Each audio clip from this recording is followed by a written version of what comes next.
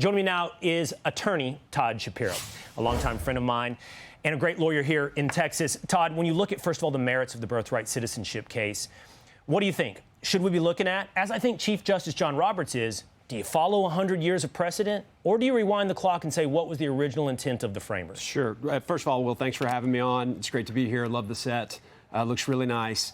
I think that that's where the debate lies, is do we follow the original intent of the lawmakers of the time and what the purpose was behind the law, or are we going to look more at how the law has evolved over the last 100 years? And I'm sure you're going to find people on both sides. Personally, I think when the law was written, the 14th Amendment, it, as you mentioned, was for children of slaves and never contemplated this area where we're at here in 2025. There's a line in the 14th Amendment that talks about this. It says, for those in the United States and subject to the jurisdiction thereof. The entire debate, when we're talking about birthright citizenship, is what did they mean by subject to the jurisdiction thereof?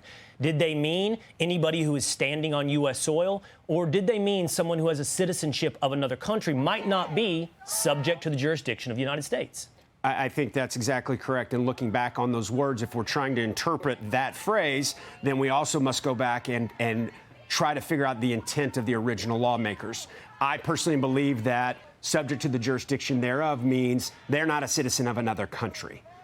And you have evidence, by the way, that would support your opinion. We know, based upon the legislative notes and the legislative record and the statements of the senators who wrote the 14th Amendment, what they intended when they wrote in birthright citizenship. But the truth is, today, they didn't even get to the merits. They didn't even have the discussion that you and I are having, because the entire debate was whether or not they should even be there and whether or not lower courts can issue nationwide injunctions. Now, this debate ate up most of the time of the Supreme Court. Now, Justice Sotomayor picked up on this line and pushed forward the idea, yes, of course, one of the 680 judges across this country, federal judges, can stop the executive. Watch. As far as I see it, this order violates 4 Supreme Court precedents. You are claiming that not just the Supreme Court, that both the Supreme Court and no lower court can stop an executive. We are not claiming that, because we're conceding that there could be an inappropriate case. Only a class, only Can by I a hear class. Can I hear the rest of his answer? There was a little bit of back and forth between Chief Justice John Roberts and Justice Sotomayor. The government, Donald Trump's DOJ, was not arguing there's never a case in which a district court could stop the executive, but that's been abused for quite some time now. And now you look at, as we mentioned earlier, 680 federal judges seem to have the same power as the President of the United States.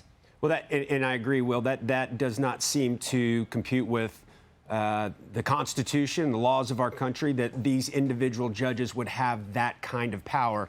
And so I can absolutely understand the position that the president is taking. Clarence Thomas said in that today, he said, it's amazing that we survived all the way through the 1960s without universal injunctions.